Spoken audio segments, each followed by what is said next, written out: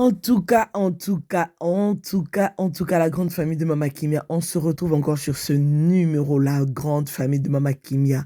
Regardez bien cette scène. J'espère que Bomona Kiango déjà, vous avez bien vu, vous avez entendu ce qui s'est passé là. Vous avez vu les jeux d'acteurs de notre Maman Kalunga, l'icône Mama Kalunga et sa fille. Hein, regardez-moi ce mélange de duo au fait. C'est-à-dire que quand je les ai vus jouer ensemble comme ça dans ce duo, je me suis dit waouh, ce tableau est juste amazing. Ce tableau est juste naturel. C'est-à-dire que jouer tellement, en fait, c'est trop naturel. Pesi penza elo omobo ya kitoko sans forcer tellement que jeu d'acteur na bango ya makasi bongisi tableau o kitoko makasi. En tout cas, bravo encore une fois na poutine de l'écriture pona musala kitoko pona makanisi oyo azali toujours ko sangisa pona opesa biso bilo a bien et image à qualité idée à film eza très posée. Donc que Dieu bénisse en tout cas. Que Dieu bénisse Poutine de l'écriture. Alors, la grande famille de Mama Kimia, n'a habité tant bino botala Dieu oyo. Tant bino botala qui parti o. Ya film oyo. Film otozo tala. Maman, fais-le pour moi. Maman, fais-le pour moi. Je ne sais pas ce qui. Belle vie quand dit à Zolinga, attends, exception nini. À l'exception nini. Maman, il faut le faire pour moi. Maman, il faut le faire pour moi. Maman, ça la nini pour toi. Nini ya minene ko le kanakati ya film oyo. Point comment tu n'as point à moi na comment na point ko le baba. Maman, fais-le pour moi. Ça dit que on a ressentir déjà émotion na kati ya film oyo. To ko vivre par émotion ya makasi. Maman, fais-le pour moi. Ah, Nzambe belle vie o me mabiso wapi. Nzamba continue toujours à recharger au maïle et aux ala vraiment kitoko mingi. En tout cas, bande koto qui n'a qu'attendre na fin de ya mois à mars. Moi oza dédié na ba femme ya kotombo la basi ya kokumi sanzambe pona bikela oyo ya kela bikela makito tala maman Marie-Jeanne Bololé na biso tolinga mingi. Ah, ilombe vraiment na scène quoi. Ah, naeba attendre na ko décrire Maman Nabiso, Marie-Jeanne Bololé, naïbarate. Liko na ngoba chaba ngo li susupe, putina che li susupe mais na tableau mo na Mama Kalunga mais ya eloko bo luka bozwa eloko bo luka bokozwa ngo makasi. Donc c'était vraiment l'histoire d'honorer cette famille, d'honorer Mama Kalunga avec sa fille. Ensemble avec maman Marie-Jeanne Bololé aussi, qui s'est retrouvée dans ce tableau. En tout cas, Tokumi Sinzambe. Alors, je vais vous laisser d'abord les images qui vont suivre. Je vous reviens après. Aimez vos pères, aimez vos mères, bref, aimez votre famille. Les saviez-vous que, en 1994, le 15 mai, l'ONU a adopté comme Journée internationale de la famille. Tu le savais? Donc, si tu ne le savais pas, la femme à la peau noire vous informe que chaque 15 mai de chaque année, nous célébrons la Journée internationale de la famille. Sur ce, moi je vous souhaite bonne journée de la famille. Ayez confiance en vous, soyez comme Miss Kalunga, la femme qui est remplie de confiance, la femme sans complexe, la femme à la peau noire. Véritable Taille S vous apporte aujourd'hui un new concept qui est les savez-vous. Découvrez avec moi les choses que vous ne savez pas. Vous allez les trouver ici. Je vous invite à être avec nous chaque jour. C'était votre Miss Kalunga, Véritable Taille S, la femme la plus charismatique et la plus belle. Le rôle extraordinaire de la femme. Souvent lorsqu'on parle des récits d'empire, on pense à des hommes qui dirigent des grandes organisations. Cependant, les femmes sont réellement des piliers de l'entrepreneuriat. Elles apportent vision, créativité, persévérance et leadership. En créant non seulement une entreprise florissante, mais aussi un impact social positif. C'est un exemple qui montre bien le courage et la volonté. Et à toutes les femmes qui travaillent chaque jour pour créer leur propre monde et motiver les autres. Joyeuse fête de la femme. C'était Miss Kalunga, la femme à la peau noire. Sikoyo, na ba français nyonso ebele o boyoki awa. Na ba assurance nyonso boyoki awa. Ma façon o azo sa ba vidéo o avec beaucoup d'assurance oyo. Est-ce que yo so ba cheyo awa po sala makambo o mwana o cho sala? Miss Kalunga. O kokango. O koka. Ko créer contenu na ye oyo nenga ko a telemisi contenu na ye oyo. Ya ko lakisa batu. Ko apprendre batu. Ko apprendre mokili o elandaka ye. Ko apprendre génération o elandaka ye. Ba jeune o balandaka ye. Même ba maman, ba papa o balandaka ye. Ko luka ko apprendre ba uma ba romi ba lemisat o ba ye ba kite. Na parcours na bango bien peut-être ba chaki kate na histoire mo boye. Na lisolo mo boye. A créer contenu na ye. Yo koka. Bon, peut-être yo oza makasi na ba domaine mususu, mais to olobela na domaine oyo. Jeune sœur na biso oyo azo sala. C'est-à-dire qu'elle a tellement la confiance d'elle. Elle a tellement la confiance. Elle a tellement d'assurance. Ya mayelo nzamba tia na kati na ye. Ao valoriza ngo. Yo sko otelema ozu micro na yo, otelemi, ovandi na kiti, ou bien obatami, ba monaka yo te, musala na oka kofinga bana batu. Tala bana batu ango bino bofingaka. Tala mayelo bazo dégager. Tala mayelo ba o dégager. Tala déjà signe ya responsabilité au baza nango. Ba jeune fille a boyende to olinga. Mingi ba jeune fille a mayele ya boy. Nde to ana bango besoin. Na kati ya communauté na biso. Na génération montante oyo. Na kati ya ba théâtre, ba génération ya boy, ba jeune fille a boy nde to olinga mingi. Ba jeune fille o baza na idée à construire. Ba leki na bango. Ya ko communiquer quelque chose de positif. Miss Kalunga, je t'encourage avec ton contenu. Vraiment, je t'encourage, va de l'avant, ne baisse pas les bras. Lukara ozoraka attend, au salara, au créa kaka. Lukara attend, au créa, au vendre sa contenu, au kitoko makas. Tu as déjà cette facilité-là de parler, de te tenir devant les gens, pour nous tourner ba film, pour nous rolobanenge to uchoyoka. Va encore de l'avant, avance encore, crée encore et encore. Crée-nous encore plus de contenu. Tu verras combien est-ce que tu vas créer encore ton monde, ton autre monde. Hormis théâtre, tu vas encore créer ton autre monde. Ma chérie, va de l'avant. Bafingo salité, va de l'avant. Bafingo poussière, va de l'avant. Bafingo bozanga kabelo, va de l'avant. Comme si oyo tchena mutuana eza matiti. Va de l'avant. Talakaka, maloba oyo ba jeune fille ya bela basangisaki na kati ya video o basalaki na le 8 mars. Talakaka aloba ki makambo esengelaki aloba.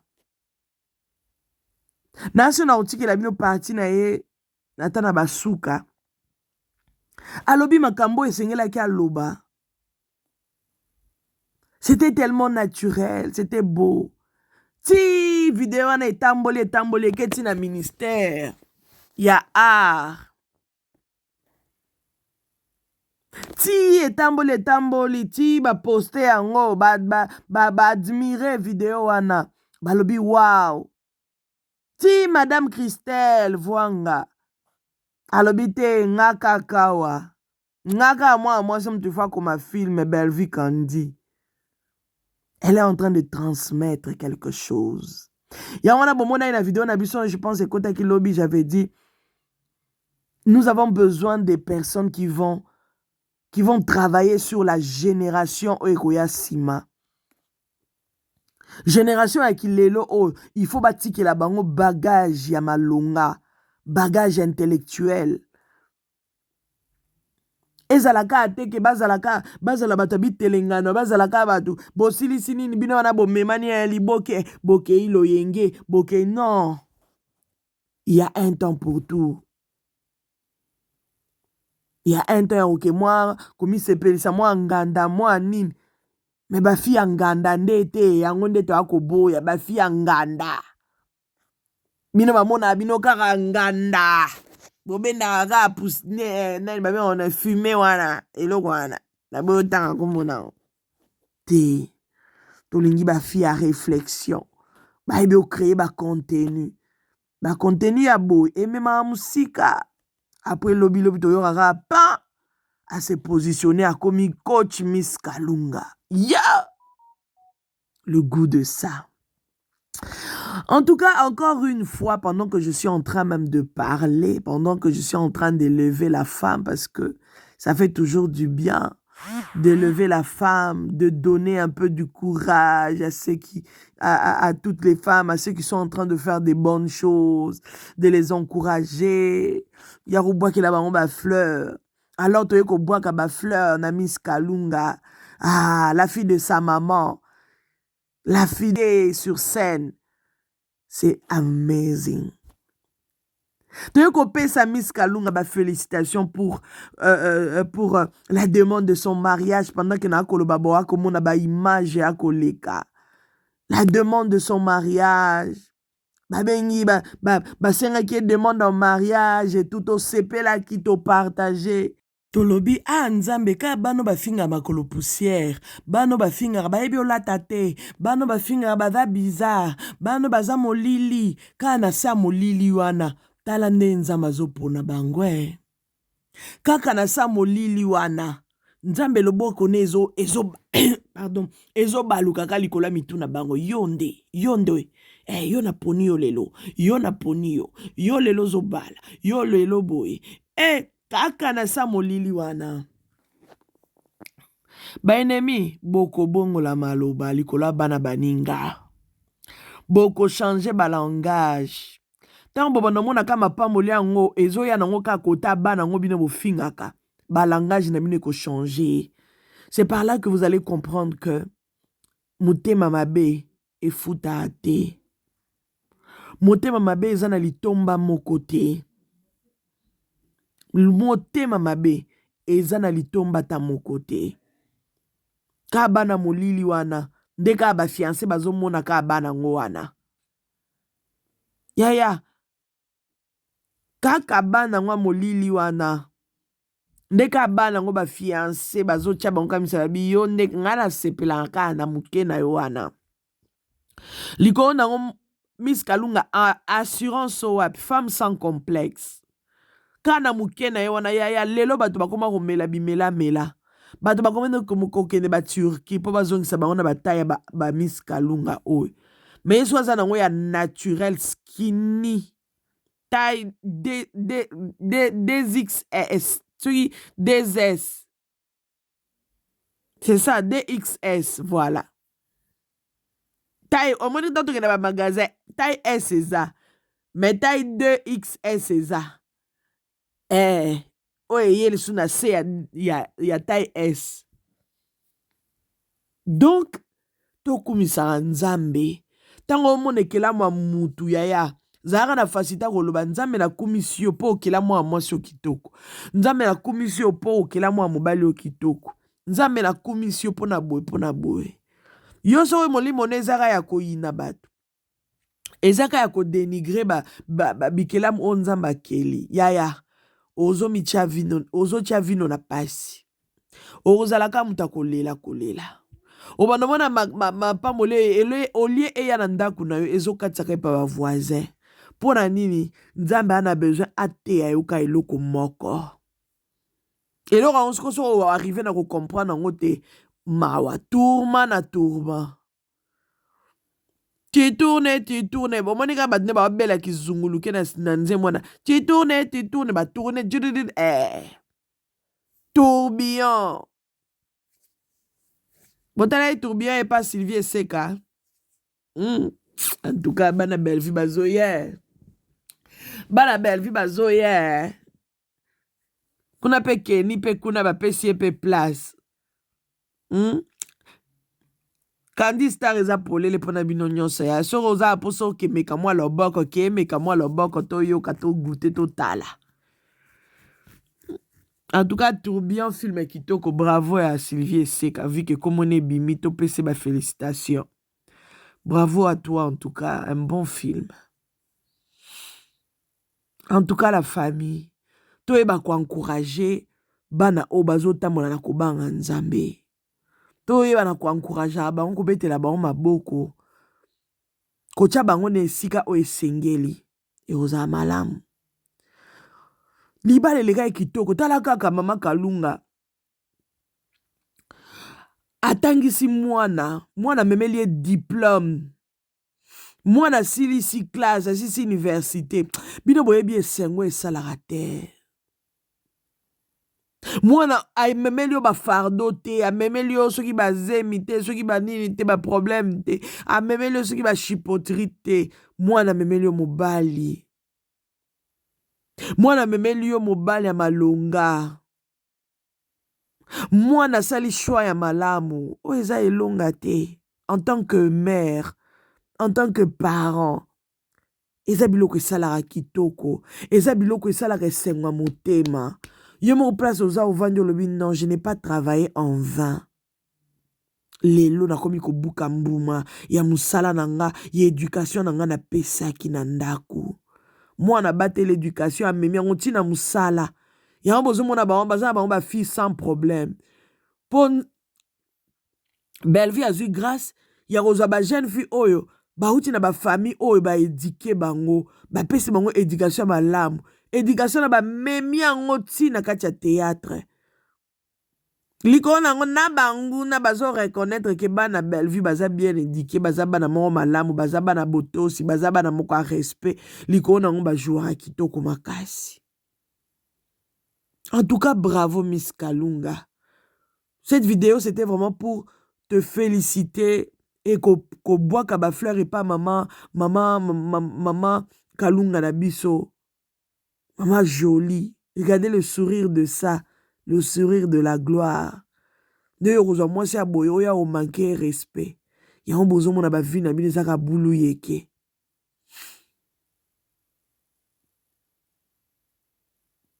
Honorer maman na yo, honorer ba parents na yo, honorer papa na yo, honorer famille na yo mobimba.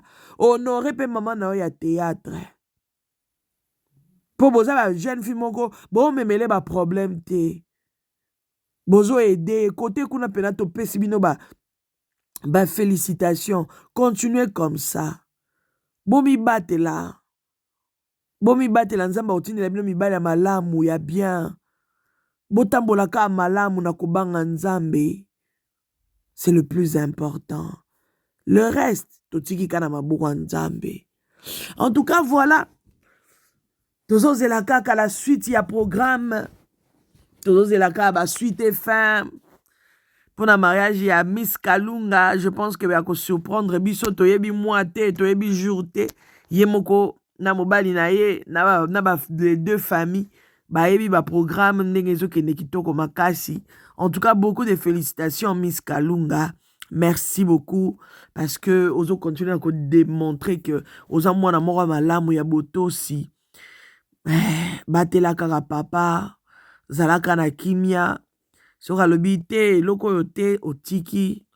Soki alobi oyo osali botambolaka malamu po lelo pena bamabale koma mbutu. Nzamba sunga obatela ya yo makasi. Zwaka exemple mama na yo tala mwasi ya libala avandi aza na ye kimia toyokaka na biso ba problème te landa lokola mama. et au saloka bien. Voilà la grande famille de Mama Kimia. Toyeba honoré ba oya biso. Pour ça, il honoré bango te. Na ya ko honoré bango. So to bois qu'il bango ba fleur te. Na ya ko bois qu'il bango ba fleur. To bois qu'il bango ba fleur parce que c'est des belles femmes. C'est des belles créatures. Hein. To bois qu'il bango ba éloge. Et ça la bien. Voilà, c'était ça en tout cas. Le vloggy vlog de ce soir, d'aujourd'hui au fait.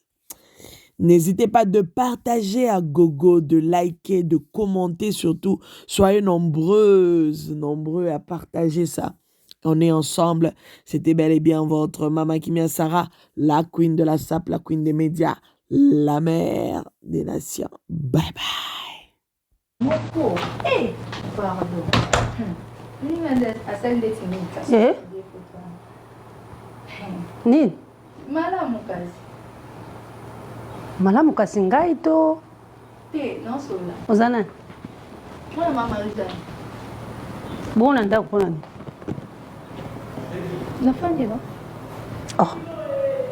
Mama no mutu asalaka yo siko awa yo osali. Ye mutu ayebi so ozele? Bima libanda ke ezele na libanda. Pardon? Ah. Kotuna nga ba pardon te pozo yoka. Na comprendre te. Keno zele libanda. Te abina zele awa. Donc se comprendre na alobina zele awa. Nga comprendre te. Oza mutu no? Pourquoi comprendre te? Na comprendre. Keno zele libanda. Yo. Marie-Jeanne ne muta sala kawa. Yo sala kawa te. Awe ze pa na yo te pie bongi na yo te. Nayebi ka sala kaza pe mutu. Doloko sala kaza ngape na mutu nako fa pe na kiti. Bima libanda ke vanda na kiti libanda. Boloko ati singa zela sigi na zele ka. Donc il faut zela kaka. Telema nanu ko? Problème place ni maman. Oh. Maman yo. Ozem poli? Nayebi te wa mutu eba. Mwana mutazo répondre nga boy. Yo ndenge ni okokotika mwana na kati ndako. Olobina mama nini? Basaleni. Akuti mtafandia. Bana tuni yo olobina ye mabeni, olobini ngai na bojela ngai. Nga na lobina zela nga na azela yo na libanda, yazo bana za mutu mama na nga za mutu. Wa lobina mbe ba tabana. Mama limbisa ye. Réaction no ebe ça net tu vas to na pula to ba nyama, je sais pas comprendre. Yaka. E bani pe na ndeni yo tinda. Limbisa ngai limbisa na ye. Pardon nini pour na faire na kiti. Oh. Ako senga pardon te. Yo yaka. Yo sali na mabe alima. Lima kuna. Malembe za kalma. Oh. Uchuru kangai makamana. Ah. Alikuwa libaya mtezo denda. Yo. Boni. Boni jo sabungu mpona nini? Te mutu so za comportement il faut l'accès que on ça ya bien ni mona na ngai. Marie-Jeanne. Bobi mana libanda boge so la kuna. Ka diranga ina tu. Diranga. Mama Marie-Jeanne. Nga basakana na ngati. Nayebi mama na ngai nayebi. Na okato 1 mois ya salaire ya maloba mwana yo. Mama na jangi simusa na saka ba mpaso mobili. Kasi musala ozo sala eza na compte ya manque à respect ya mwana mankenga. Okokata ngai mbango. Na okato 1 mois.